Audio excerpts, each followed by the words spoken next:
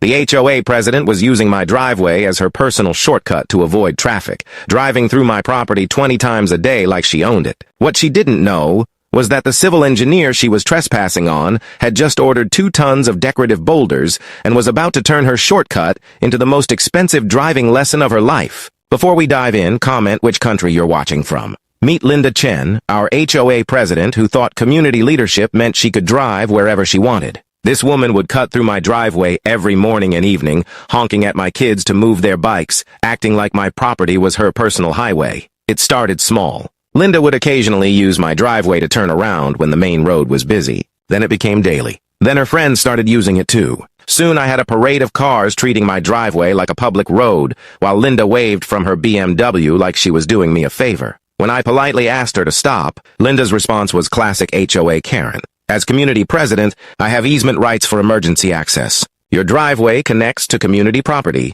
making it semi-public space. That was complete nonsense, and we both knew it. The breaking point came when Linda started charging neighbors $5 to use my driveway as a shortcut during morning rush hour. She was literally running a toll booth operation on my property while I was at work. That's when my civil engineering background kicked in. Linda wanted to use my driveway as a road? I'd give her a road she'd never forget. I spent that weekend designing the most beautiful boulder garden ever created. 47 strategically placed decorative rocks, each weighing between 200 and 800 pounds, arranged in an artistic pattern that made my driveway completely impassable while looking like expensive landscaping. The installation happened on a Tuesday morning. Linda arrived for her usual shortcut to find my driveway transformed into a rock garden maze with exactly 18 inches between boulders. Enough space for people to walk through, but impossible for any vehicle to navigate. Linda's meltdown was immediate and spectacular. She stood in my front yard screaming about property access rights and community easements while her BMW sat blocked at the driveway entrance. Her morning shortcut had become a dead end. The best part was watching her friends discover the boulder field. Car after car pulled up expecting their usual shortcut, only to find themselves trapped in my driveway turnaround with nowhere to go. It was like watching a very slow-motion traffic disaster. Linda called the police, claiming I had created a public safety hazard. The officer took one look at my beautiful rock garden and asked if I had proper permits for landscaping. I handed him the receipt showing I had followed every city regulation for decorative boulder installation.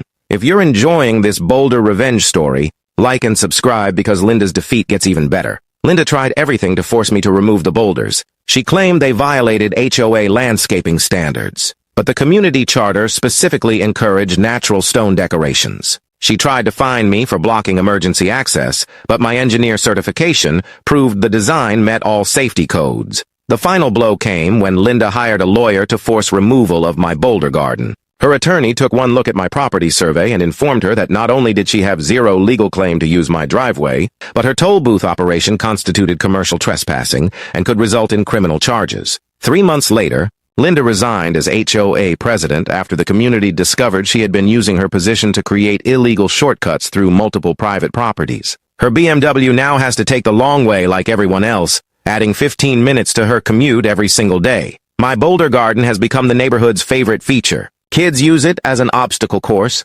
neighbors bring visitors to see the rock art, and property values increased because people love the natural landscaping. Linda moved out of the community within 6 months. Unable to handle the daily reminder that her shortcut schemes had been permanently blocked by 47 pieces of decorative stone. The new HOA president actually thanked me for solving the trespassing problem and offered to help other residents protect their driveways from entitled neighbors who think community leadership means property ownership. I still get messages from other homeowners asking for boulder garden design advice. Linda's shortcut scheme has become a case study in why property owners need creative solutions to stop trespassers who won't respond to polite requests. This story proves that sometimes the best revenge isn't getting even. It's making the problem physically impossible to continue.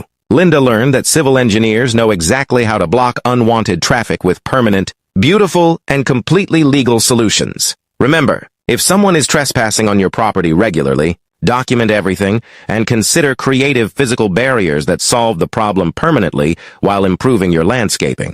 If this inspired you to protect your own driveway, smash that like button and subscribe for more property defense stories. Share this with anyone dealing with entitled neighbors who think your property is their shortcut. Thanks for watching and drop your country in the comments. This Boulder revenge story is inspiring homeowners worldwide to defend their driveways with creative engineering solutions.